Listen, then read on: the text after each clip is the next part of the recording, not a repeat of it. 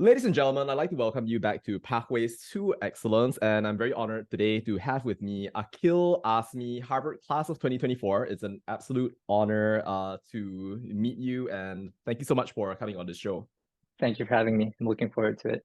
All right, incredible. So Akil right here is studying mathematics and philosophy at Harvard University, class of 2024, as I mentioned before. His Instagram bio states that he is an Adam upon the Muhammadan path. I've never actually understood that. What does that actually mean, incidentally? It's actually a line from a great Persian Sufi poet named Rumi. Rumi is one of the most famous poets in the West for some reason. But anyway, it just means that the Muhammadan path is this sort of, I guess, ethos or ethical, spiritual dimension where you try to emulate the Prophet Muhammad, peace be upon, and you being an atom upon that is just sort of signifying that you're just, one insignificant person among many other people who have been practicing the same tradition. So that's just what it means. If that makes sense. That totally makes sense. I mean, if we look at the entire grand history of humanity upon the surface of the earth, we are but indeed mere atoms. The span of our existence is but a mere blip in the eternity that spans out and fans out across the entire scope of possible realities that could exist out there. Nonetheless, it is my honor today to speak to, well, someone who happens to be a very bright atom, so to speak, at this point in time. Akil right here is not only one of the Malaysians who managed to break that 3-year IC streak of no Malaysians at Harvard's undergraduate class, if I'm not wrong. So alongside that.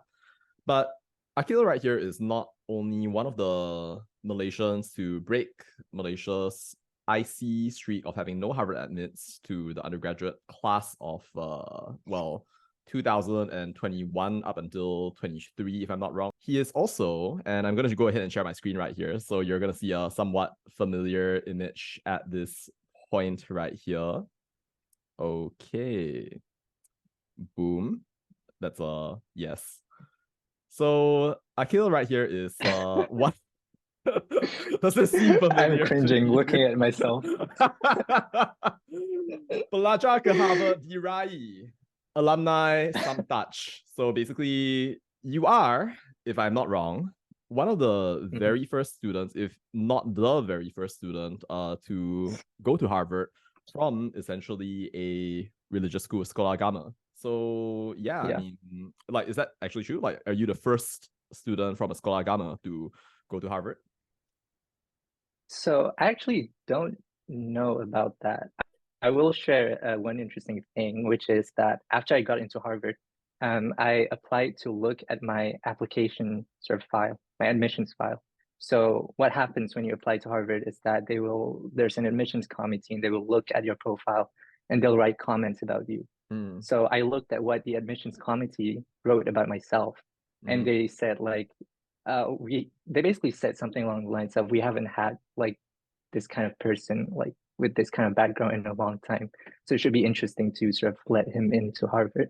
So I don't know what exactly that means or what that implies, but it might sort of mean what you're saying, which is that they've really never sort of brought people in from religious schools from Malaysia. I see. Cool. Yeah. And I feel like that offers such an interesting perspective, though. Of course, in the intervening time between your going to and graduating from that Samtach, essentially, where you are now distinguished alumnus, and Harvard, essentially you were at KYUEM. So then that was like a little bit of like a whole modulating factor there from KYUEM. But I guess, well, what was it like for you, I guess, studying at the Sekolah Agama, and how do you feel that along the way it was shaping your perspectives until up to the present day, where you are the Aqil Azmi of 24th September 2023? Yeah, that's a good question. So I think that, those 5 years I spent at my school were really like my formative years. It's of course my teenage years, and it's also the place where I spent the most time in one educational institution. So like being in a religious school, like there's always this constant, pressure to balance between these two things. You sort of straddle between two worlds, so to speak, right? Like you're studying the normal subjects, you're also studying the sort of religious subjects at the same time. And you're trying to not just balance between the two academically, but I think also intellectually. Like if you're studying two separate things, there's going to be, I guess, some cognitive dissonance at some point. So what what happened to me was that I became very interested in not just balancing between the two, but also seeing how these two sort of fields can interact with each other, however that may be, through sort of integration or criticism or whatever. And that's, I think, really translated to my sort of entire academic or intellectual outlook, where I have like a lot of different interests in many fields, but my overarching way of looking at it is, well, how does this all sort of fit together or integrate together? So I think that was really the biggest effect that studying in a religious school had on my sort of intellectual outlook. I see. Cool. And speaking of academic, I guess, outlook. So of course, we'll go a lot more into the journey that you've had into mathematics and philosophy in just a bit right there. But I mean, I do notice that you write pretty extensively, like on Twitter, or rather X, formerly known as Twitter. And also, well, on traversing tradition, if I'm not wrong. So then basically, you write a range of different articles right here. So I mean, it seems that like, even up until like pretty recently, that's been a big part of, well, your intellectual journey. And I see also that on Instagram stories, so you tend to basically, post about books, like essentially Arabic grammar and a whole lot of different things right here. So then I recall that you did summer school on a couple of occasions right there. And like it was very interesting to look at your stories at that point in time. But yeah, so it's very cool that you've continued to repose in that interest, which in turn kind of draws me in to now ask you then, what is it that appeals to you, well, first and foremost, about religious studies? My religion forms a large part of my beliefs, and I think that's true for many people. But I think what's not true for everyone is whether people really deeply think about these beliefs. Not just what does it actually mean for them, but how do you sort of justify these beliefs to yourself and sort of articulate it to other people? And doing so requires, I think, extensive study, because you're not just studying to sort of reaffirm your beliefs to yourself, but also if you were to try to explain and articulate it to someone who doesn't necessarily agree with you, how would you do that? To speak other people's language, so to speak. So that's really my interest in sort of studying the Islamic sciences, which is I like to see how it makes sense, not just to myself, but also when I'm considering other people's perspective while I'm looking at how are they also viewing these things. I think that's really, sort of useful, especially when I'm talking to people who don't share the same beliefs. It just helps to sort of connect us together. I see. Cool. Then with that in mind, then, would you share perhaps what it is that appeals to you intellectually about mathematics and philosophy? As, of course, those are your academic majors, right? I mean, like, are you undertaking, like, say, a minor in perhaps Islamic studies at some point right here, or is it just mathematics and philosophy? I think that you have like some degree Yeah, in new it's just education. those two. Okay. Yeah, it's just those two. Those two. Okay. So yeah, what appeals to me?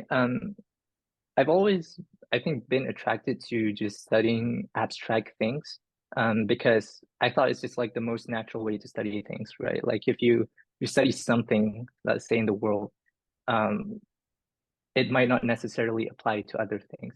So what you have to do is you have to generalize that study, and that requires some form of sort of abstraction, I guess, to put it in a more general concept, and now you can apply it to pretty much everything. And that's essentially what math is. You're sort of generalizing things to the point of abstraction and studying them as, mathematical objects and seeing how they relate to each other. And philosophy is just one step, one level above math. You're sort of abstracting it even further. You're just talking about concepts. not just about numbers or whatever. So, and when you discuss any sort of concrete topic, it's also the same. You can break it down into its fundamental assumptions. What exactly are you talking about, right? And it just becomes abstract concepts at that point. So I think studying abstract concepts is just, it's just very useful. It's just intuitive to me to how the world works. And math and philosophy allows me to do that. I see. Okay. Well, that being said, though, so of course, well, studying abstract things is incredible, and of course, studying theory as well has many different potential implications that can change a world, save a universe, or well, various things of that nature right here. But from a point of heaven touching earth perspective, then, so then when you think about some of the ideas that you have about how, I guess, you would reach for the lofty stars in the intellectual heavens and then bring them down to the earth right there, do you have an immediate thought? I mean, like, I think that like most intuitively I would, well, think about like your upcoming role perhaps at PNB, but I think that perhaps you may have like broader goals even beyond that.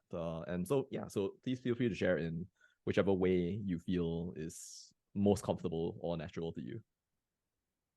Right. Yeah. Well, if I'm understanding the question correctly, you're sort of asking me, well, how does studying abstract things sort of relate to, I guess, you can say more important things that happen in the real world, I that you're don't not know if just you would say more important, because like what happens in your mind influences your entire reality. But still, well, in terms of tangible things, right?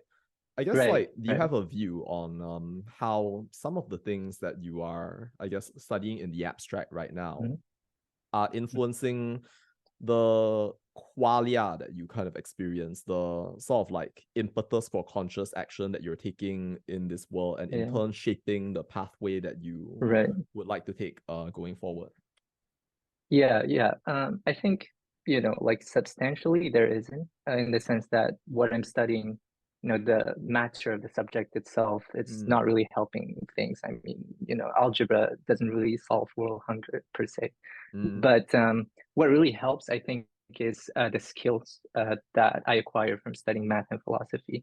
So math and philosophy, if you're doing like math problems every day, you sort of also take into the same personality as when you're trying to solve a math problem as you are with problems in your daily life as well. So, like when you're trying to write a math proof, what do? You sort of take a step back and sort of look at things in all of its angles and consider all of its possibilities. What are the steps that you can justify to write this proof? So I tend to also take that approach to like concrete problems that happen in my personal life. Like I just take a step back and I sort of look, okay, what is this problem actually? What are the concrete steps that I can take that I can justify to myself to solve the problem? And just sort of rotate that problem in my mind, see it from all angles, like I do when I'm sort of solving a math problem or thinking about a philosophical concept.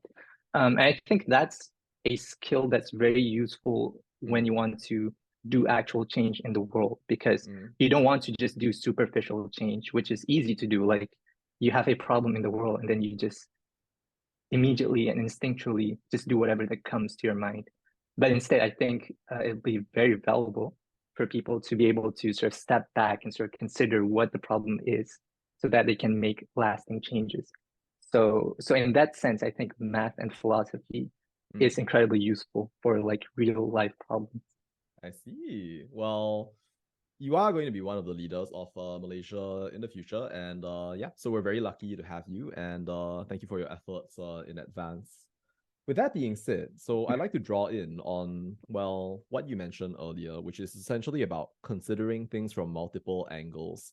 Now, Harvard as an intellectual institution is one that is perhaps quite materially different, perhaps compared to, say, a sekolah agama, wherein, well, in a sekolah agama, perhaps, and you would know this better than I do, that religious instruction is a very big part of the curriculum right there. Whereas Harvard, maybe not so much. Maybe it did have its roots as an intellectual institution that trained para pendekar teologi, zaman dan Yeah, abad dahulu, or something of that nature right there.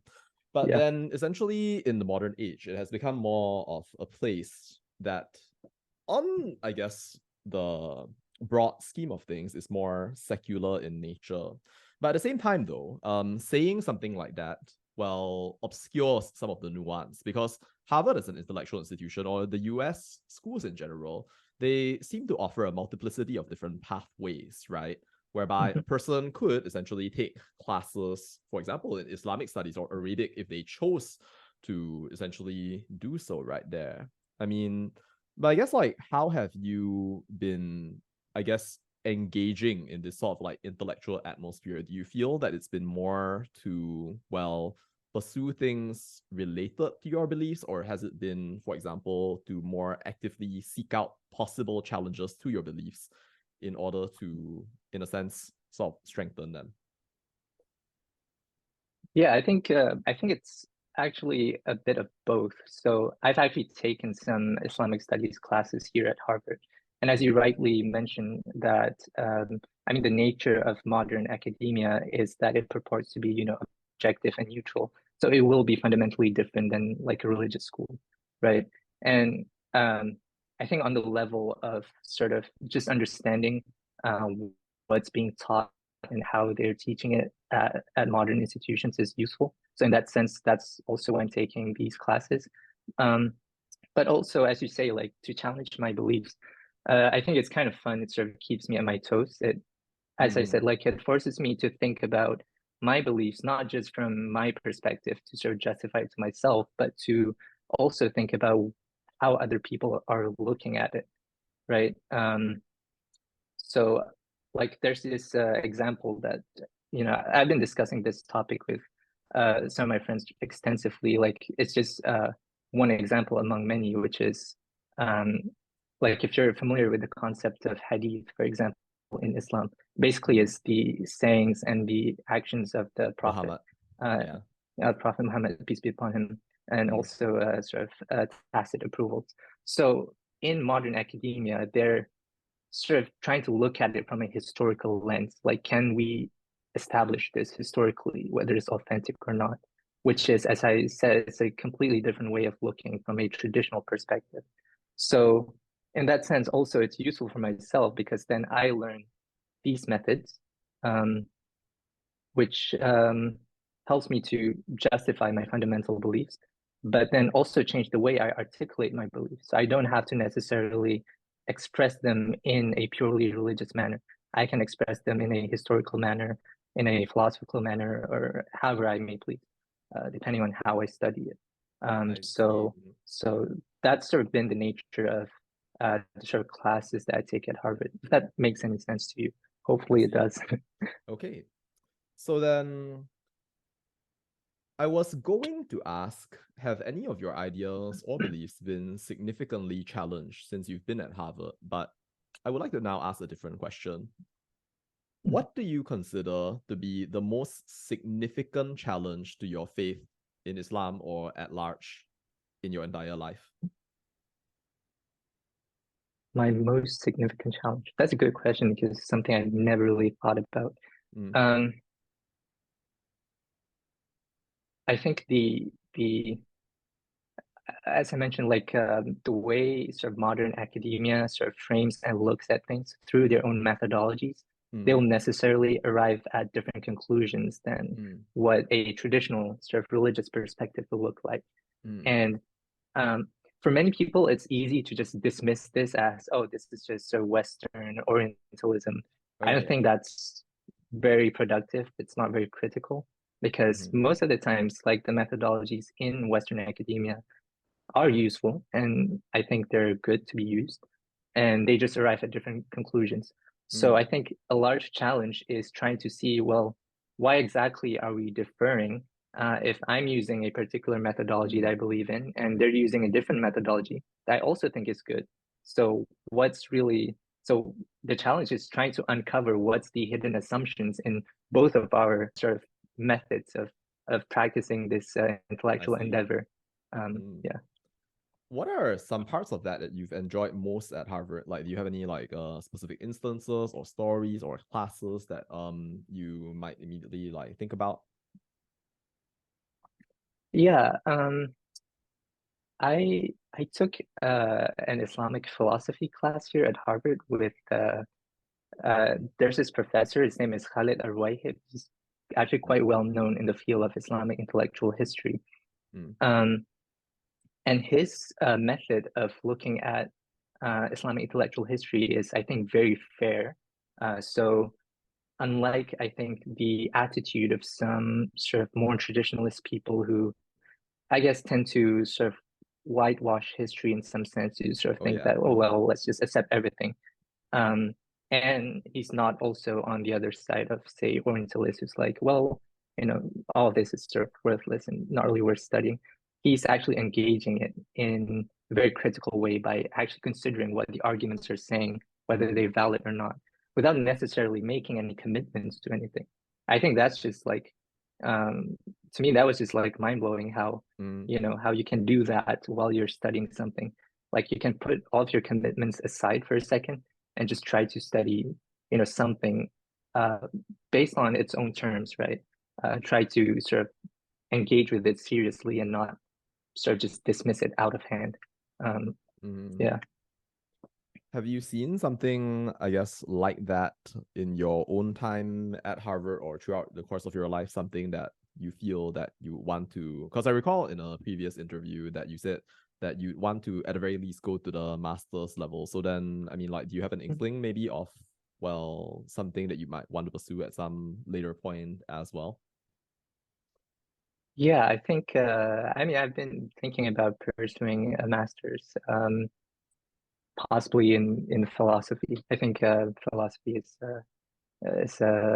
one of my, I Mm. guess, um, favorite intellectual endeavors, so to speak. Um, Philosophy, interesting. yeah. As of now, I'm not entirely certain about what exactly in philosophy I intend to pursue. So, I mean, right now I'm writing a senior thesis and I'm sort of specializing in logic. I'm sort of researching and writing on logic. I So that see. might be one of the things that I pursue in my Interesting. further Okay. studies, but it might also be something completely different. Because as I said, I'm like constantly preoccupied with this question of how do we sort of relate this sort of traditional world of Islam as I've studied it, and also the sort of modern academic study of Islam. I see. Okay, interesting. So I mean, like when I think logic, I think like Gödel, incompleteness theorem. But I Yeah. mean, do you have some favorite, I guess, like philosophical ideas that you have essentially studied in your life so far, and like, do you have a sense of like maybe like how they have changed your thinking? I don't know. What was that ever like a light bulb moment in your life? Like that point where Eureka basically like like it's like in the bathtub spills over. He jumps out and he immediately runs out into the neighborhood with his, was it Eureka? I don't know if it's Eureka or Archimedes. I'm Yeah, sorry. yeah, it is. I think it is. It was okay. Okay, all right. Yeah, like did you ever feel like you had a light bulb moment, or was it just more of like like slow burn, like rising tide, kind of elevating you towards like some level of which you had no concept before?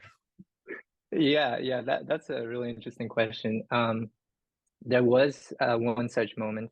Maybe it's not like such a significant part of my life, but it was, I think it does count as Mm, that moment. So I would say previously, before this, I'm not like a very sort of artsy person. Like I'm not really interested in, say, paintings or mm. works of art, for example. Like I go to an art gallery and I'll be like bored of my out of my mind, right? Like I don't understand, like like what am I supposed to look at this? It's just a bunch of colors.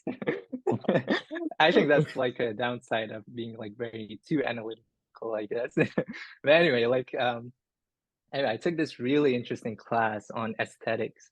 And we were sort of reading about what some philosophers had to say about the entire aesthetic experience, like how when you look at a painting, it's not just this sort of subject object distinction. Like I'm not just looking at a painting, but I'm supposed to, in some sense, sort of envision myself as being in the painting. And I mean, like, I guess to be one with the painting. It's just a weird way of putting it, but yeah, it's like to really sort of appreciate the painting at a higher level, more than just what you see with your I sort of see. eyes and other senses. I see. After I took that, I mean, like we did a bunch of different readings from different people. We read like Mm. Hegel and Schopenhauer and whoever. And after that class, I was actually really pumped to go to an art gallery and to just sort of try out all of these things. I was like, okay, let's go. I'm gonna meditate at an art gallery for 3 hours. I Wow. didn't end up like spending that much time, but at least like I actually understood like the value of sort of art and painting after that. So I was less, I guess, critical and less apathetic towards it after I took that I class. So see. it was really nice, I think. Wow, I'm getting a mixture of like Ceci n'est pas une pipe by Magritte vibes right here. Like that's like something to pursue at a later point. All right. Okay then. So that being said, now I guess since you are essentially going to at a later point, essentially, well, mentor and essentially, well, lead people in PNB. I mean, perhaps in order to discuss that, I'd like to also think about, well, I guess like how you view your role as a Mhm. leader in many senses. And I do have a small story to share actually with you that Yeah. a while ago, in fact, I spoke to your junior Hamdi, who cited you as a role model, in fact, and said that essentially, so like I'm probably paraphrasing like way too much here, that essentially without you, he would have been lost. So then I guess like can you talk a little bit more about like how you view your role as a leader in I guess like shaping I guess like the lives of other people around you, like not necessarily just like in your role at PNB, right? Because like, I think leadership is something Mhm. that transcends like any individual job role and Yeah. extends in turn into a whole lot of like other areas right there. So like how do you feel about like your role I guess as leader?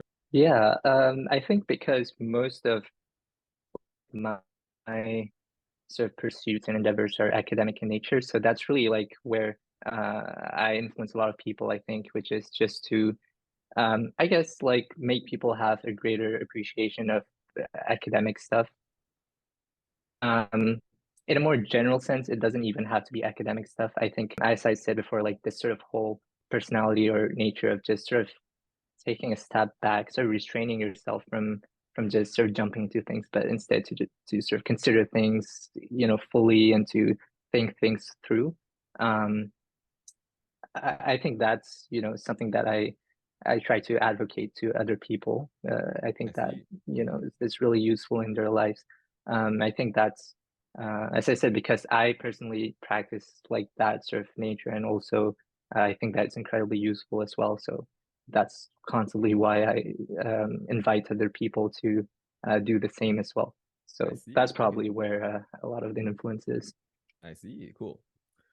Okay, so I'd like to now ask you about how you felt that you were essentially, well, the first alongside Zad, Malaysian admit to Harvard in the class of 2024. I recall that in an interview you said that basically on that day you remember that it was Friday, if I'm not wrong.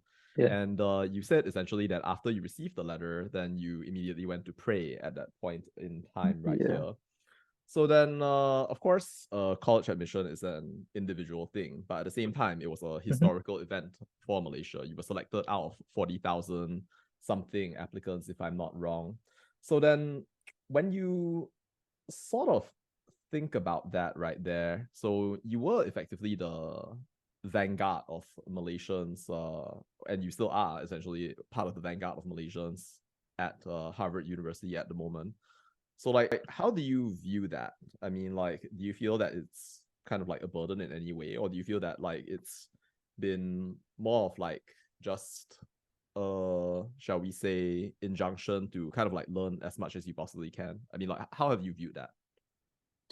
Yeah, I think it's actually, yeah, it goes both ways. Like, of course, I was happy. It's like a great opportunity to learn as much as Mm, I want. But of course, that also comes with this sort of great burden of, well, I can't just learn because I like it and just sort of keep things to myself. I have to sort of have an outlet for it to sort of put it into service to other people. So when I got into Harvard, then my thought was, um, not just to learn as much as possible, but to also think, well, how does this learning would make me a more useful person to society, and to my mind, specifically Malaysian society. So I was also thinking in terms of, well, what would my role be by sort of having this great opportunity? And as I said, that also plays a burden because I was also thinking, well, I do want to go back to Malaysia and serve Malaysia, but hopefully I can live up to, like what is essentially expected of me and what I can do, um, as someone I who's see. been given this Mm, great opportunity. I Mhm. see. Before we then move into the practicalities of what that would entail, I'd like to ask you a philosophical question, if that's all right with you. Sure. Yeah, yeah. What does it mean to be useful to society? Because like when you think about like usefulness to society, so like Hmm. Hmm. the initial thought, I guess that like people would have would be like, oh, okay, so you might have to ensure, for example, returns, growth. You might Yeah. have to think about, for example, oh, you need to make people happy. And Hmm. people then think about like all sorts of like weird ideas, like a societal utility function, for example, the greatest Yeah. happiness for the greatest number, a la Jeremy Bentham and utilitarianism. And there are some other Yeah. forms of ways in which people define usefulness, of which Yeah. utility is simply one out of a multiplicity of possible interpretations. So then what does it mean to be useful to society, I guess, in your view? Yeah, that's a really great question, but also a very difficult one because if it's an easy one, then we wouldn't discuss it in philosophy classes, I guess. But no, I do agree with you. Like, I dislike the tendency to sort of quantify things like, okay, this person is useful because he contributed, however many percent to the GDP, right? Like, I don't like this sort of flattening of people into just numbers or statistics. So, um, so what that means to me is that being useful in society can have many different forms. So let's say I go, not me, but let's say someone does some volunteering work and sort of changes the life of one person in Malaysia. That would be very insignificant statistically, but can we say that that person was not useful? I don't think so, right? So I think it can take many forms, and in general, what I just don't like is this quantification of this person through sort of financial numbers or statistics. Because Mm, I think sort of volunteering and other services that happen gets overlooked in that way. So there's not really an answer to your question, but it just sort of puts a different perspective, I guess, which is to consider more than just, as you said, like this, just numbers. right, absolutely. Yeah. I mean, usefulness, I mean, to whom and under what Mhm. circumstances? And as you rightly observe, if you change one person's life, I mean, our consciousness begins when we are born, and it is the only medium through which we modulate the entire universe. As we cease to be, then we return to the eternal stream from whence we came. The universe began with you in a sense, and the universe ends with you in a sense, of course. There may be different perspectives on Mhm. this, but yes, certainly there is great value in individuals. And of course, thank you so much for sharing that. So with that in mind, then one particular way in which you are going to essentially contribute in the future, not Mhm. trying to limit essentially the scope of the way in which you may contribute in the future, would be essentially to work at PNB. Because if I'm not wrong, so Mhm. then you are currently sponsored to study at Harvard on the basis of a corporate social responsibility initiative from Pemodalan Nasional Berhad. which is essentially an organization that is meant to provide financial literacy, to maintain a portfolio, to assist essentially members of the Malaysian community, and with a focus on essentially increasing Bumiputra, I guess like asset ownership or or essentially literacy through things like ASB and stuff of that nature right there. So then I guess like, well, how are you thinking about that at the moment? Is it kind of like, oh my gosh, it's gonna happen at some later point, or you have, I guess, like more like, oh my gosh, I must contribute, bro. I gotta contribute right here. With that in mind, I need to show you another video clip. Oh gosh, I'm full of video clips today. Okay. Yeah, like okay, so zoom right here. Cool. So yeah, so like, does this seem familiar to you? Oh my God, I'm cringing again. Oh, hold on. Because No, so this is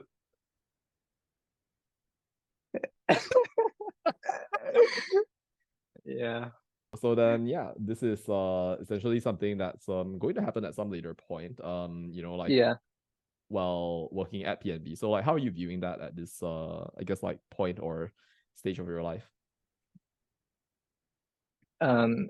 Well, I think I view it as a great opportunity to put my services to the Malaysian society. I think it's not an opportunity that many people get, which is to combine their careers also with, in a way, to help other people as well. So I think, you know, if you're a Harvard graduate, it's very tempting for you to just join some soulless corporation and just work essentially for a profit motive for them and just to contribute to capitalism all the way. But Isn't what's different PNB in with a sense contributing towards capitalism? I mean, as well. Sure, but they do Mm. have this, I guess, overarching mission, which is to help the socioeconomic status of Bumiputras. Now, obviously, one could question, is it really effective, or why are we limiting it to just Bumiputras or other such Right. questions, which I think are totally valid. I completely agree, but it doesn't diminish that the overall sort of mission of PND is to help the socioeconomic factors of some people. And that was essentially why PNB was established in the first place, Mm. as opposed to, I guess, some other corporations, which they might sort of try to paint a good image through also CSR, but they weren't exactly established for the same reasons as PNB was.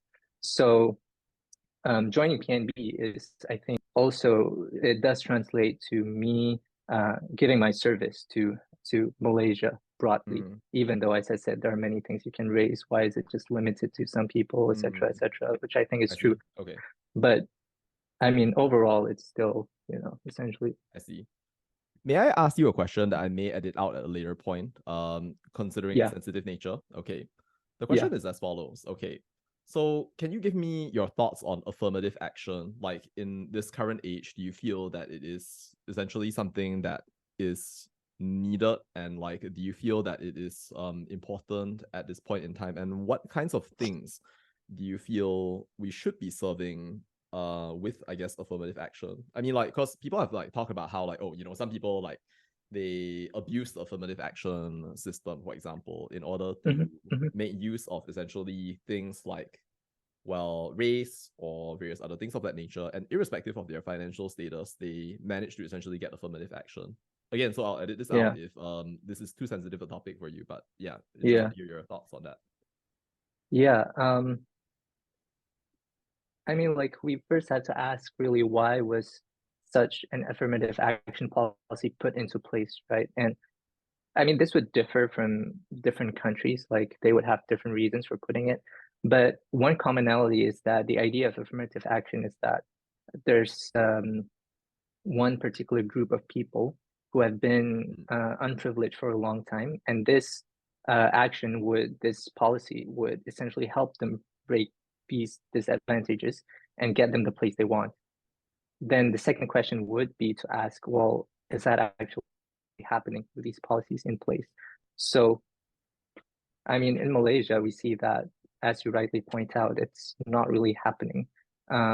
So then the next step would be to consider, well, is it a problem with the policy themselves, the way that they're enforcing it, or is it the very idea of affirmative action itself problematic?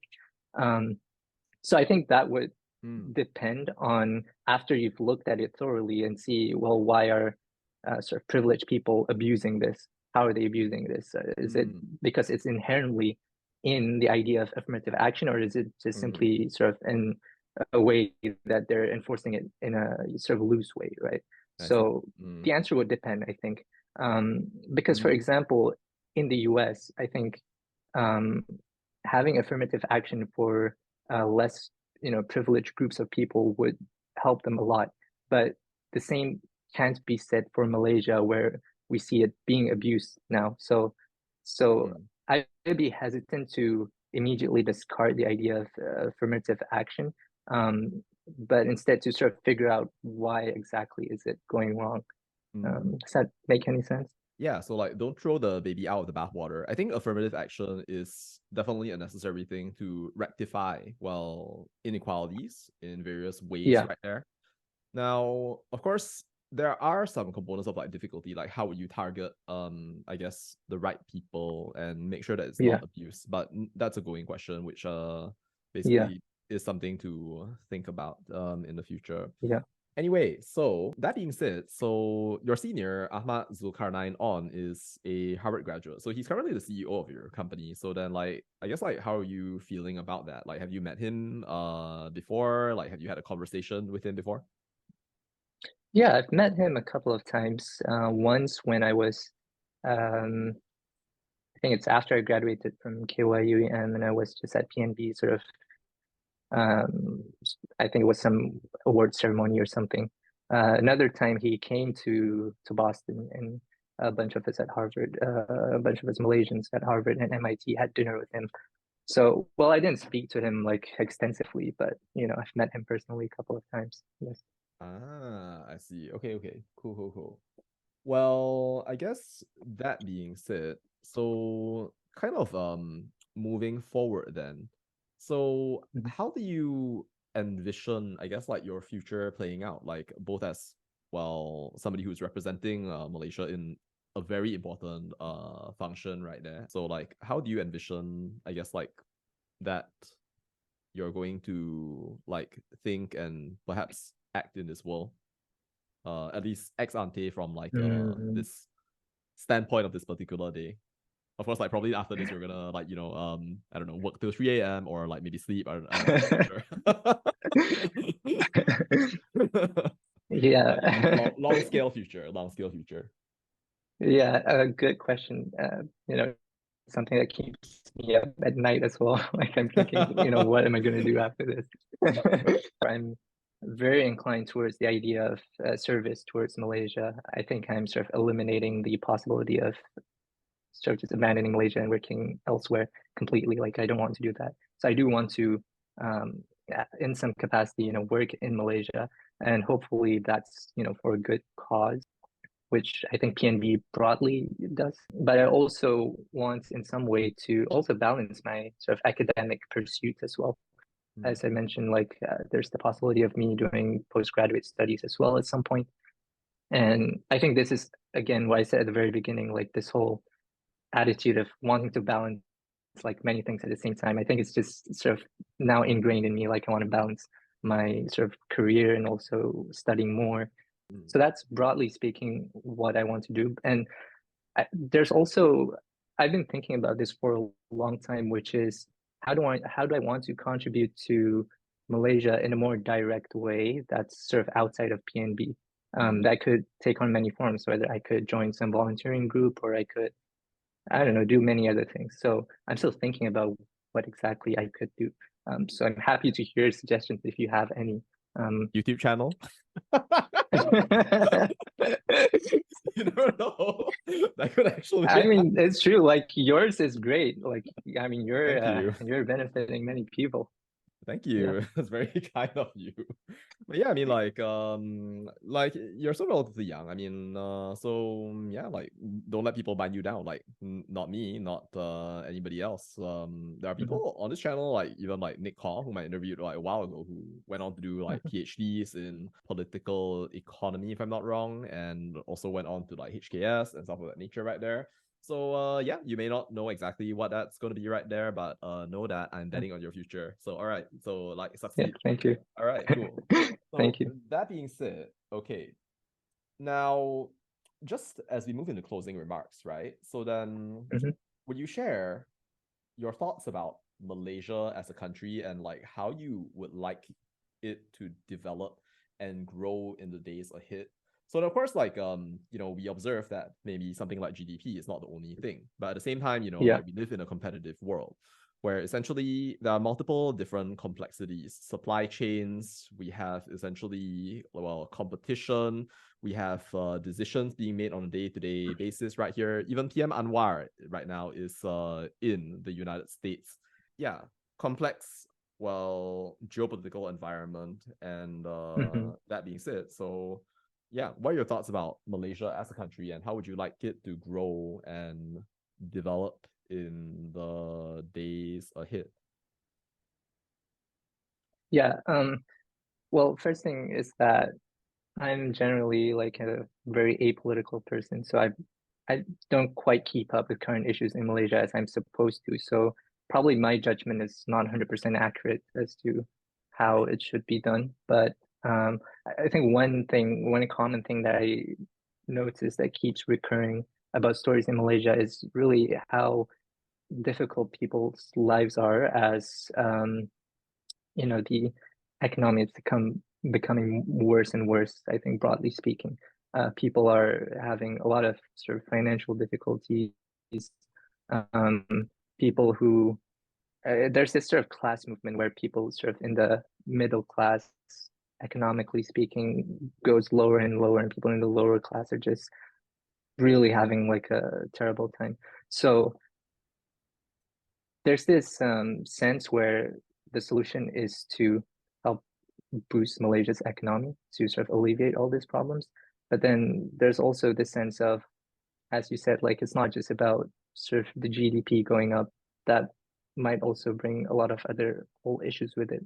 So I don't really have like a concrete answer for this, but uh, what I'm broadly thinking about is I do hope that, Malaysia becomes a country where people are less burdened with sort of financial troubles or economic troubles, etc.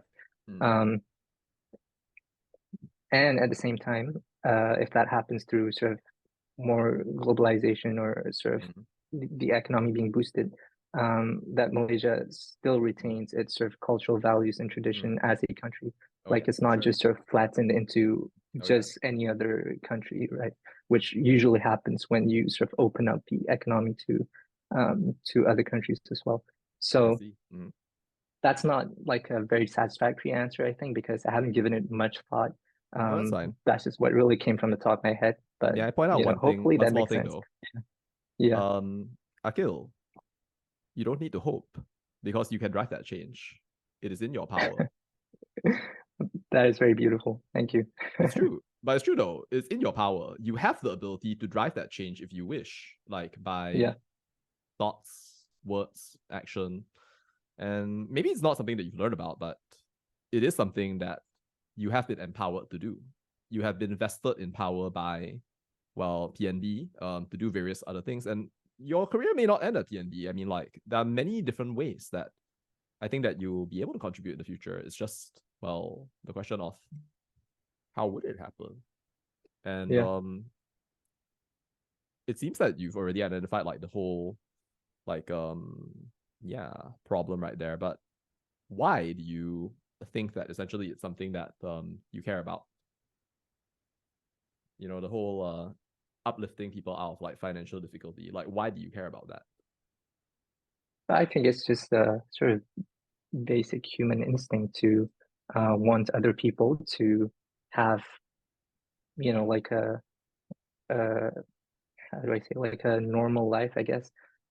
because I've been very privileged to have a life where I've been, comfortable, financially or socially or whatever.